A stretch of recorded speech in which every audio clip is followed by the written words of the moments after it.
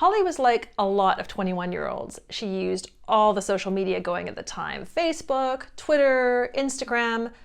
All those sites and apps have terms and conditions, but she didn't read them. How many of you read the T's and C's?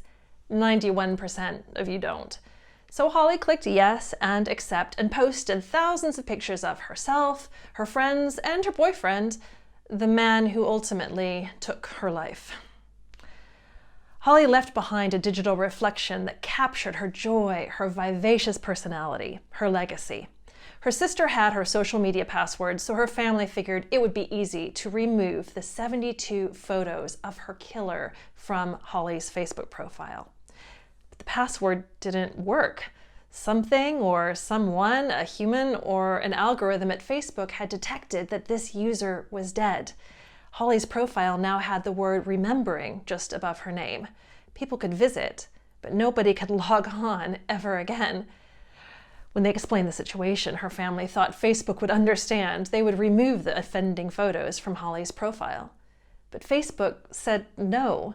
They had to respect their best guess about how Holly wanted to be remembered on social media, they said. The safest assumption, they said, was that Holly wished her profile to remain exactly as it was at the moment of her death, including the photos of the man who killed her. This was a new rule. Facebook's T's and C's had changed the very week of Holly's death in 2014. Since then, they've changed again and again. Carol Ann's like a lot of folks in their 60s. She wasn't born into a time of online accounts and cloud storage, and she didn't have an Apple ID herself. She shared her husband, Don's. It was his last wish, his deathbed wish, for Carol Ann to finish the book that he'd started and stored in the cloud. His legacy. She didn't expect a problem. She was the executor, the beneficiary, the widow. Surely she had a right to this information, so when she rang Apple and explained, they would tell her the password she'd forgotten. But Apple said no. They cited the Electronic Privacy Communications Act, but that's an American law. I live in Canada, Carol Ann protested. It doesn't matter, Apple said. You might be wondering the same thing that these families wondered. What on earth can be going on here? How can these decisions be right? If Holly's photos had been stored in a physical album, or Don's manuscript had been lying by a typewriter, no huge, faceless corporations would have been involved. But this is a brave new world, and that world runs on data, a lot of data. In real life now includes our digital life, and our online activities are part of our face. Our images, words, hopes, fears, even our heartbeats, all captured and stored, housed and controlled, bought and sold by tech companies. And so far, those companies are largely deciding what happens to all those digital selves when the living, breathing humans behind the data die. Digital tech is so seamlessly integrated into our lives that we forget how new it all is. The first iPhone only came out in 2007.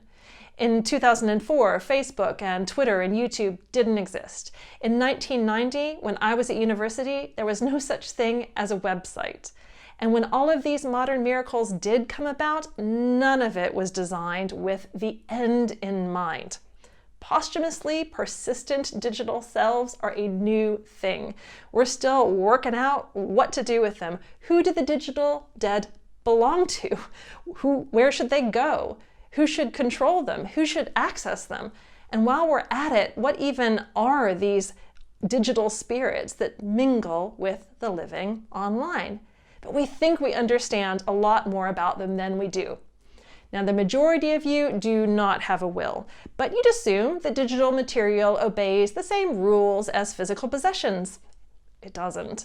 You'd assume that the music and movies in your iTunes account that you bought and paid for, or the manuscript unfinished in the cloud, can be bequeathed to someone, like you can pass on a dining room table.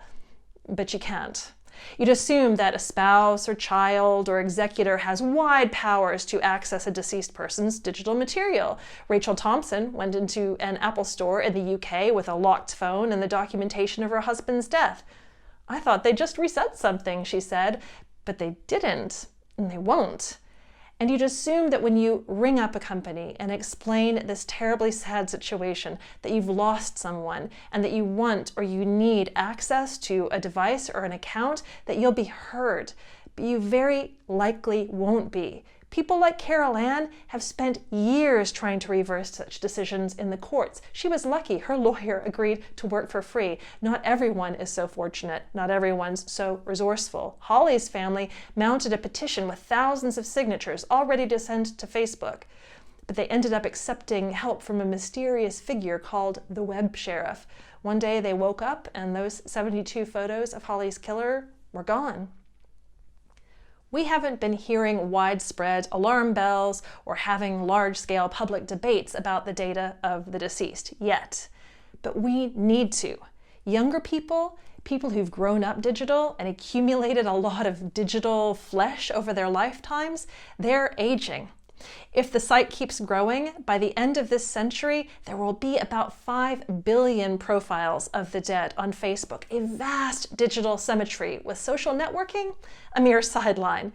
But when the dead come to outnumber the living on Facebook, probably well before that tipping point is reached, the online dead will have changed Facebook's viability, challenged its core business model. Social media companies rely on ads to make a profit, and dead people don't click on ads. The dead have the power to take down the world's largest social networking company. It could fail for other reasons, of course. In late 2020, the Federal Trade Commission and 48 states' attorneys general organized the first major antitrust assault on Facebook from within home soil, and a company that goes bankrupt sells off its assets to the highest bidder. On social media, those assets are you, your information. Laws protect your data to an extent while you're alive, of course. When you're dead, it won't be protected in the same way. Unless something major changes post-mortem, your data will be up for grabs to be used however folks see fit. But why does that matter? You'll be dead. That might be true, but your information does not exist in isolation. A dead person's social media accounts, email accounts, messenger threads are all intertwined with that of the living. If your deceased friend's data is sold, the buyer receives insights about you as part of a 2-for-1, or more likely a 200-for-1 or 2,000-for-1 deal. The fundamental nature of the web is that everything sticks to it and everything is connected. The saleable, exploitable, impersonatable dead stay within their social networks. And that's why the dead are at the heart of the privacy debate. The data of the dead have value not just to corporate actors, but to criminal ones too. You can be spammed by hackers from within a deceased friend's email account. Profile cloners might friend request you from a dead person on Facebook. And thieves could open up online bank accounts in a dead person's name before grieving families figure out how to close down the digital portion of an estate, which is challenging at the best of times. On the dark web, dates of death and other details have a going rate in Bitcoin. Sometimes it's folks closer to the deceased that impersonate them, whether or not they mean to. Vanessa Nicholson was logged on to her daughter Rose's account when she saw her late daughter's boyfriend post that he'd moved on in a new relationship. She didn't even think. "Don't you think it's a bit soon to fall in love again?" she typed, materializing to anyone watching as though she were Rose's voice from beyond the grave. It was emotionally impactful, but people realized it wasn't actually Rosa. But the technology is becoming so sophisticated that impersonations of the dead can be stunningly realistic. And in 2020, virtual reality resurrections and holographic hauntings were quite big. In February, for example, a mother in South Korea, wearing a VR headset and VR gloves, reunited with her deceased 7-year-old daughter in a South Korean television program called Meeting You. In March, Whitney Houston was on tour as a hologram in the United Kingdom. In October, Kanye West gifted his wife a hologram message from her dead father for her 40th birthday, puppeteering Robert Kardashian to praise Kim for having married the most genius man in the whole world. In November, Finding Jack was scheduled for release on Veterans Day in the US, and this brand new war film stars the late reconstituted James Dean. The release didn't happen according to schedule, and there have been some vocal critics questioning whether it's okay to use the use of dead stars' likenesses for new projects. The director claimed that he was saddened and confused at the proposition that this might be wrong. And is it wrong? The governor of New York, Andrew Cuomo, thinks so. In November 2020, he signed a groundbreaking law saying that performers' likenesses, including digitally manipulated ones, would be protected from unauthorized commercial exploitation for 40 years after death. But who counts as a performer when we all perform our selfhood online is yet to be clarified. But the sooner that deep fakery of both the living and the dead is regulated more strongly, the better off we are all likely to be. It's sometimes said that when it comes to deceased people's digital material, companies should have a duty of care. But a duty of care to whom? To the person who died, who originally signed the terms and conditions? To the still living people whose own data is intertwined with the deceased? To the bereaved family or friends with their own emotional and practical needs? And what does care look like? Keeping people out? Letting people in? Deleting? Preserving? It depends. And for now, what care looks like and who we're caring for and how is being decided by market forces. The word legacy comes from the Latin word legatus. It means someone who's delegated, somebody who's appointed. And tech companies are appointing themselves stewards of the digital dead.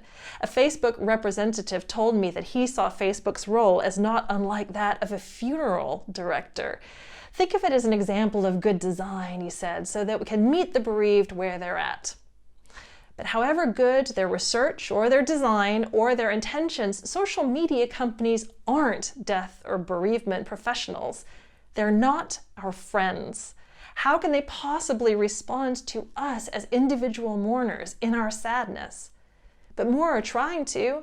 In November 2019, Twitter announced an imminent cull of inactive accounts. Their T's and C's have always said that an inactive account can be deleted after 6 months. And from security and environmental and financial perspectives, that is wise. But it's also a delete upon death policy because dead people don't tweet.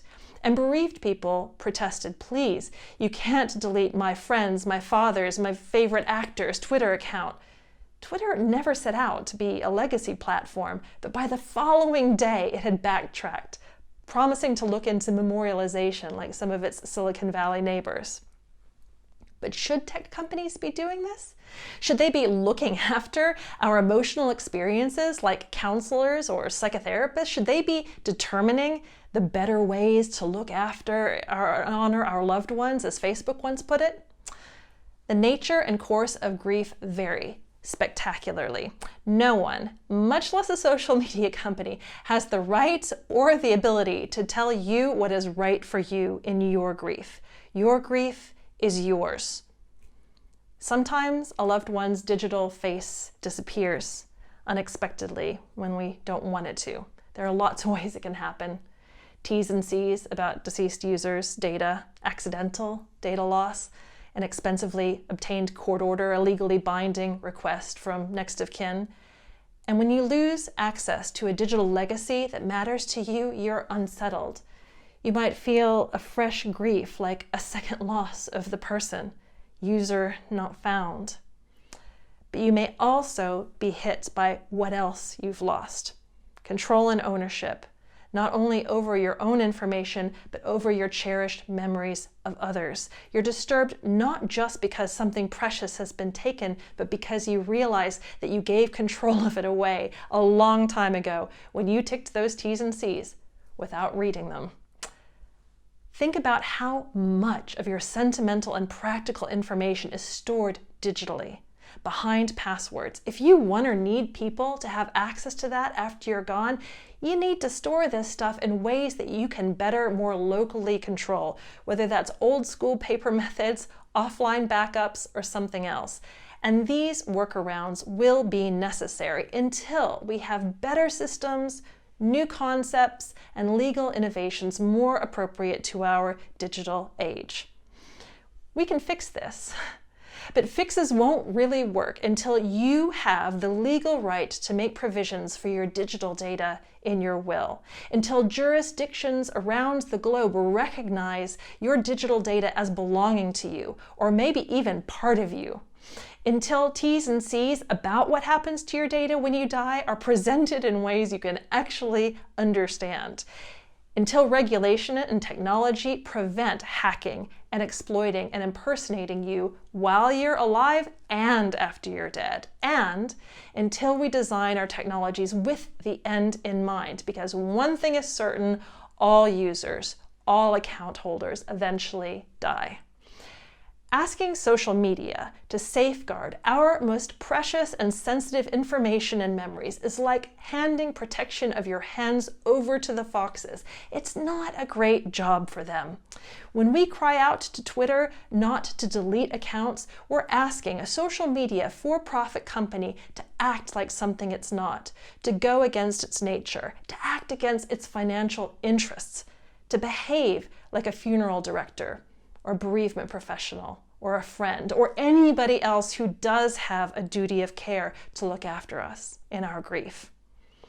Sooner than we think, social media companies will reject the expense and the complexity in preserving the mounting data of the dead. Then the responsibility for our experience, our emotions, our grief, our memories, our history will formally revert back to us.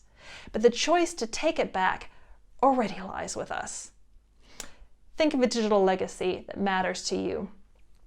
Imagine it coming up blank one day. Imagine someone taking the digital remains of someone you care about and reanimating them according to a script of their own choosing. Imagine a for-profit company deciding who should be preserved online and who deleted, and the values that might go into that decision. Imagine leaving the archives of all of human history in the hands of the market.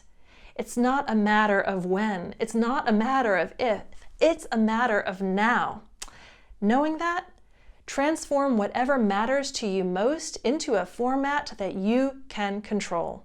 And when you go to the polls, vote for people courageous and informed and innovative enough to stand up for the privacy of both the living and the dead. And as you navigate your own digital life, remember that 100% of users and account holders die, and be mindful of just how much you entrust to big tech in the first place.